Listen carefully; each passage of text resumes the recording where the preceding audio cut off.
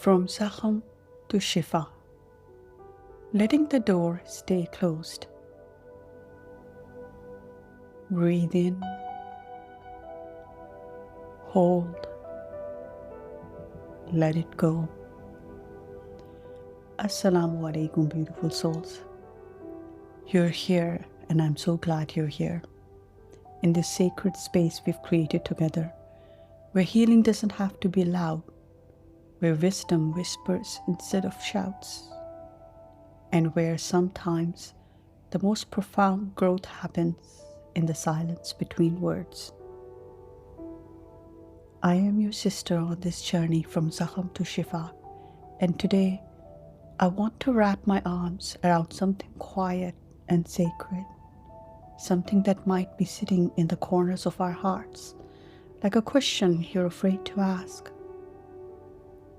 Today, we're talking about closure, but not the kind that ends with fanfare or fireworks, or the perfect final speech that ties everything up in a neat bow. We're talking about the kind of closure where you let the door stay closed, even when you had more to say, even when your heart is still whispering, but what if? The myth of perfect endings. Can I tell you something I used to believe? I used to think that healing needed to be a conversation, that to be whole, to be complete, to prove that I've grown, I had to go back, revisit, explain everything with perfect clarity. I thought if I didn't say goodbye in exactly the right way, with exactly the right words, it meant the healing was somehow incomplete. Like there was a test I hadn't passed, a requirement I hadn't fulfilled. But what if the most powerful thing you could do was not go back? What is the deepest act of self-love was choosing not to reopen something, just to tidy it up? In Surah Al-Baqarah, Allah tells us, "But if you remain patient and conscious of Allah, their plot will not harm you at all." Sometimes patience means not acting. Sometimes the consciousness of Allah means trusting that silence can be sacred, that not every story needs a sequel, and that not every relationship needs a formal conclusion ceremony. You might have someone in your life you cared about deeply, a therapist who helped you through dark nights, a friend who understood parts of you that others couldn't see, a mentor who believed in you when you couldn't believe in yourself, a partner who loved you in a season of your life that has now passed. And things ended. Maybe not badly, maybe not with anger or betrayal or dramatic confrontation. Maybe just quietly, like a song that fades out instead of stopping abruptly. And maybe in the months or years since you've wondered, do they think of me? Do they worry I wasn't okay? Should I tell them I am better now? Should I let them know how much they meant to me? Should I explain where I am, who I have become, how their presence in my life created ripples that are still spreading? The weight of unspoken words. I understand that weight. I have carried it too, the weight of words unsaid, gratitude unexpressed, growth unwitnessed by those who planted the seeds. But here's what I've come to believe, what has taken me years to learn, and don't owe anyone proof of your healing. You don't owe anyone proof of your healing. Let me say that again, because I need you to hear it in your bones. You don't owe anyone proof of your healing. The Prophet Muhammad, peace be upon him, said, "Part of the perfection of one's Islam is his leaving that which does not concern him."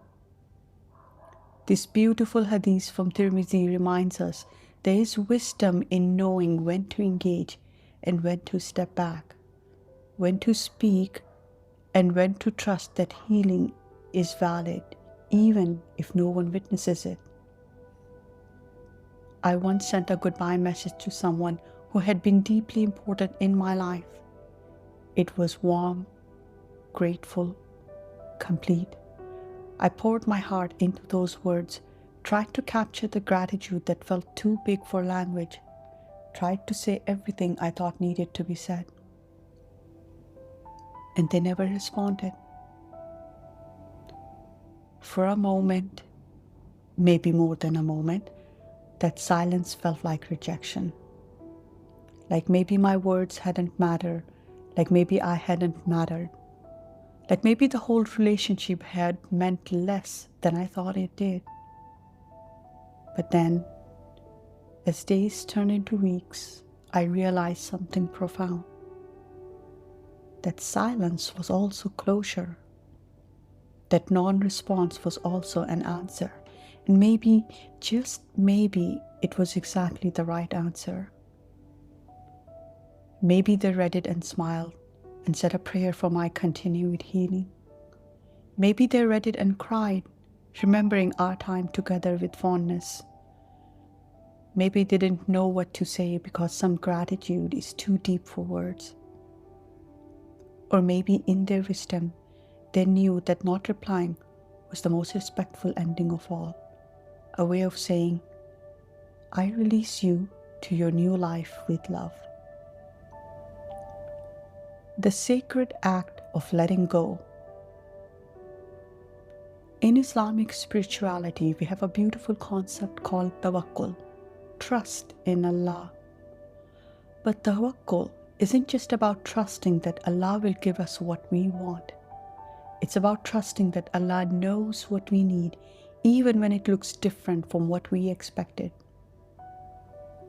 Sometimes what we need is not the conversation, not the explanation, not the perfect goodbye.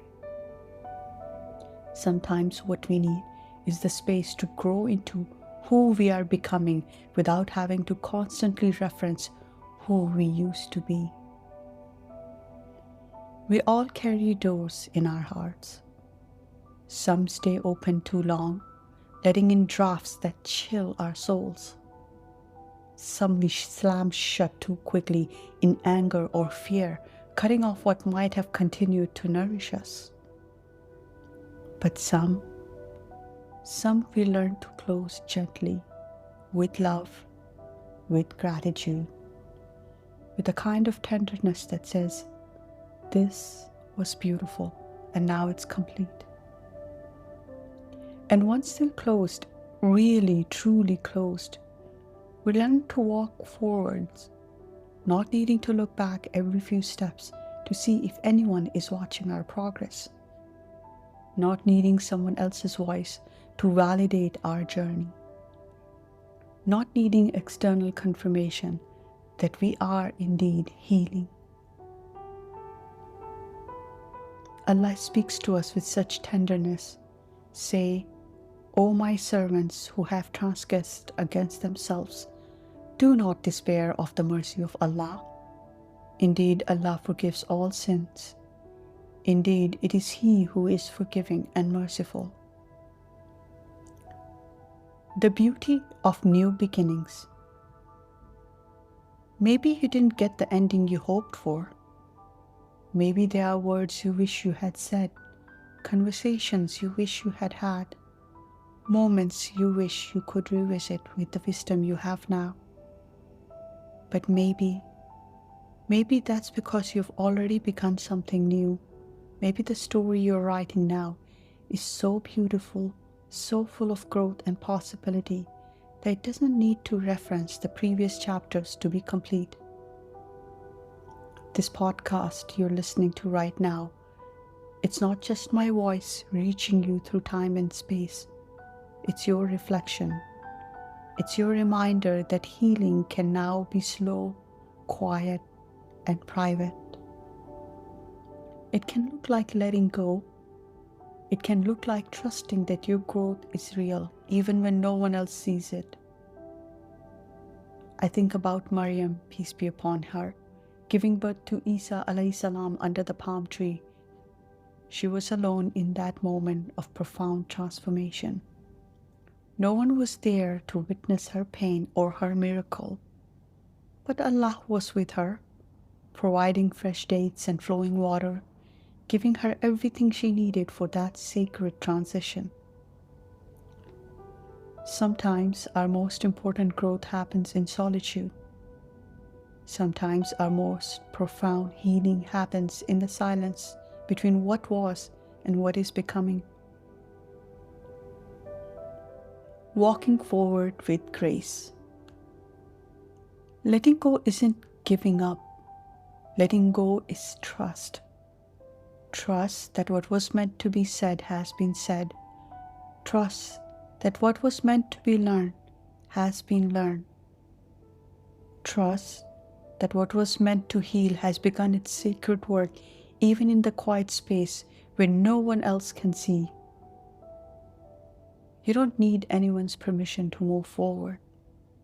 You don't need anyone's acknowledgement to validate your journey. You don't need to prove to anyone that you're better, stronger, wiser than you were. And you, dear heart, with your quiet courage and your gentle strength, you are already on your way. You are already healing. You are already whole, even in your becoming. Breathe out all the words you thought you needed to say. Breathe in the peace of knowing that your healing is valid, witnessed by the one who matters most. This is From Zakham to Shifa. Until next time, stay soft, stay true, and may Allah continue to heal you in the quietest, most beautiful of ways. Barakallahu fi, and assalamu alaikum.